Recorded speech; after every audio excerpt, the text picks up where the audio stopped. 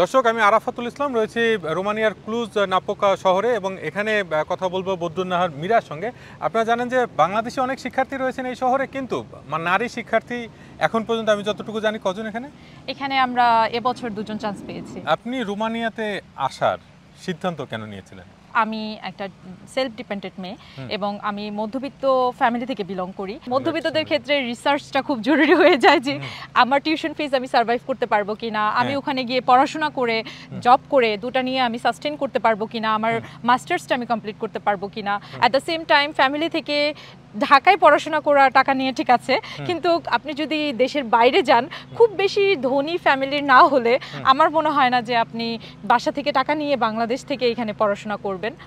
তো এই সব কিছু মিলিয়ে ওভারঅল আমার কাছে মনে হয়েছে যে Romania is the best place for middle class family. এইখানে আসতে জেনুইন খরচটা যদি বলি, আমাদের টিউশন ফিসে লাগছে হচ্ছে 4,03,000 ইউরো। সো এটা হচ্ছে আপনার পার ইয়ার ইউনিভার্সিটি কস্ট, একদম হাইটা বললাম। এরপরে আপনার যদি ব্যাচেলর হয়, বিভিন্ন সাবজেক্ট ওয়াইজ ডিপেন্ড করে, 22,200 এরকম আর কি ইউরোতে পড়ছে। তো এটা কনভার্ট করে বাংলাদেশে যা টাকা হয়, এটা হচ্ছে আপনার টিউশন ফিস।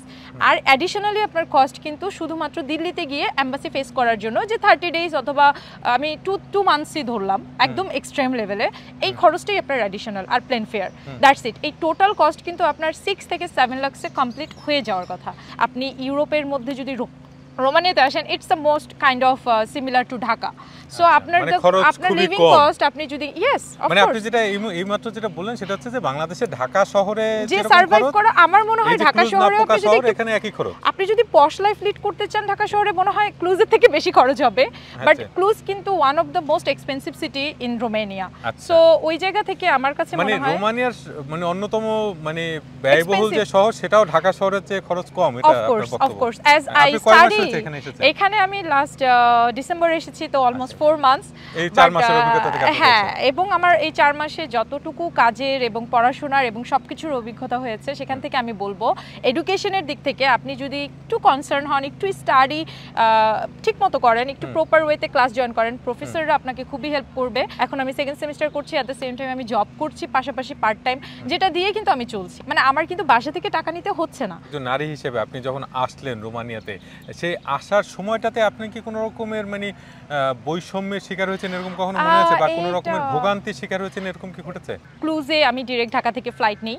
সো ক্লুজে ফ্লাইট নেওয়ার পরে যেটা হয়, আমার কিছু ফ্রেন্ডস বুখারেস্ট থেকে এসেছে, তো তাদের এয়ারপোর্টে কোনো ধরনের ঝামেলা হয়নি, বাট আমার এয়ারপোর্টে অনেক ঝামেলা পোহাতে হয়েছে। আমরা এয়ারপোর্টে ঢোকার পরে সব প্যাসেঞ্জাররা চলে গেছে, আমাদেরকে প্রায় 1 ঘন্টার উপর বসিয়ে রেখেছিল।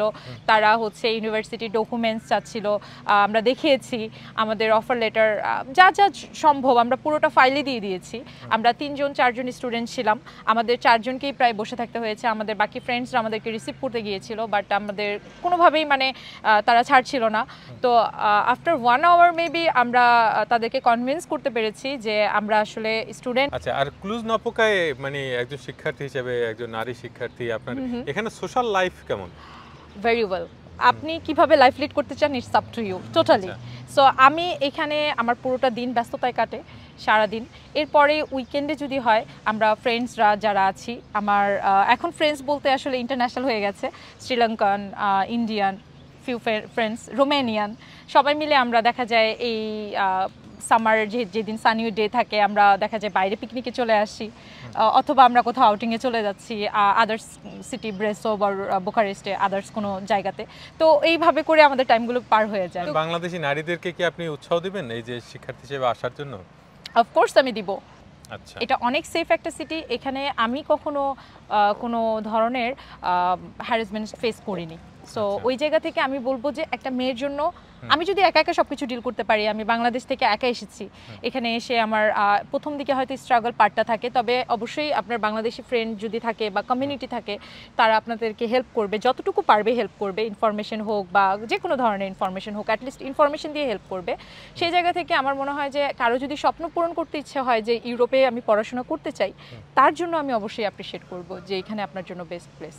ধন্যবাদ আপনাকে, আপনার জন্য শুভকামনা। থ্যাংক ইউ, আপনাকে অনেক অনেক ধন্যবাদ আমার ওপিনিয়নগুলো নেওয়ার জন্য।